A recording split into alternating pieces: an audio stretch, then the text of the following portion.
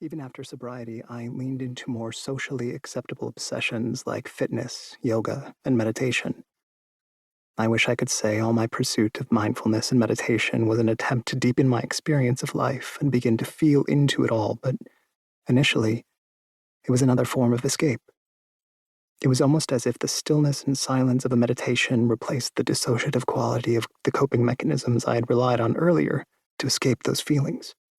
As embarrassing as it is to admit, for many years, my practice existed solely to avoid feeling. But eventually, the stillness and silence of meditation and the conscious awareness provided by mindfulness allowed for those walls surrounding these emotions to begin to come down. Over time, I was able to settle into a space where I could let them be present, feel them, and finally begin to process what I had been avoiding for so long. To let everything settle, I had to first unlearn what had been taught to me and find my way back to that sensitive little boy. As with most things that enact change, it didn't happen overnight. It was a process of deconstructing old beliefs, building new habits, and allowing myself to find calm amid the chaos. The first belief I had to deconstruct was that stoicism was a way to earn love. Throughout my life, adults praised me for being that brave little soldier and for my ability to remain neutral in the face of any and all situations. I misconstrued this praise as love, and therefore created a firm belief that the more stoic I was, the more love I would receive.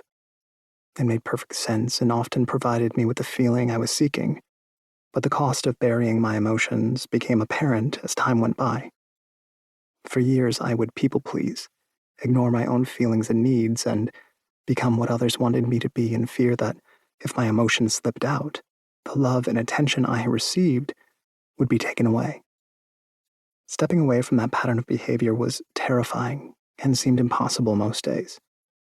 When the conscious awareness of how I was showing up and the impact it was having on my life finally became clear to me, I knew that, to move forward, I needed to start connecting with my emotions and return home to myself. On this journey home to myself, I tried countless forms of therapy, self-help seminars, books, religious teachings, and anything that I could think of. Although many of them made an impact, the simplicity of awareness through mindfulness-based meditation and practices gave me the ability to start understanding myself on a deeper level and create choice for how I wanted to show up for myself in the world.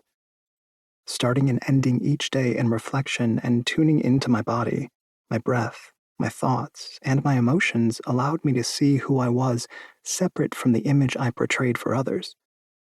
It allowed me the opportunity to sit with feelings of discomfort, fear, and loneliness, and let them be present without judgment. It allowed me to recognize that it was safe to feel, and that expressing those feelings would not keep others from loving me. Over time, a deep sense of calm replaced the stoicism I had felt. I learned to remain calm in the face of fear, not in avoidance of it. As I started showing up for myself and connecting more deeply with the people in my life, I started to become aware of small reference points to confirm that there was safety in expression and that love didn't disappear in the face of feelings. Once I was able to recognize that, I was able to begin to let it all settle and find my way forward. Next, I had to break down the belief that safety was possible only when hiding behind a mask of perceived perception and when giving people only what they wanted from me. I thought I had to be the perfect doll for them to play with, to meet their needs, to understand them, and to create a space where conflict could not exist. The more I began to connect with myself and my emotions, I recognized that the connections in my life were dependent on a falsified version of peace. With that came resentment, unvoiced pain, and inability to truly connect with people in my life. The process of deconstructing this belief took time and energy and required me to look at my own way of relating to people in my life. It forced me to learn how to empathize on a deep level, to learn how to forgive, to learn how to be in conflict, and to learn how to love. It wasn't one specific moment that taught me the lessons I needed to learn, but a collection of teachings spread over years that all culminated in my ability to take off the mask and enter into healthy relationships. Finally, I needed to learn how to be connected with the world around me. I need to step away from the comfort of self-focus and let myself find a vision that serves the world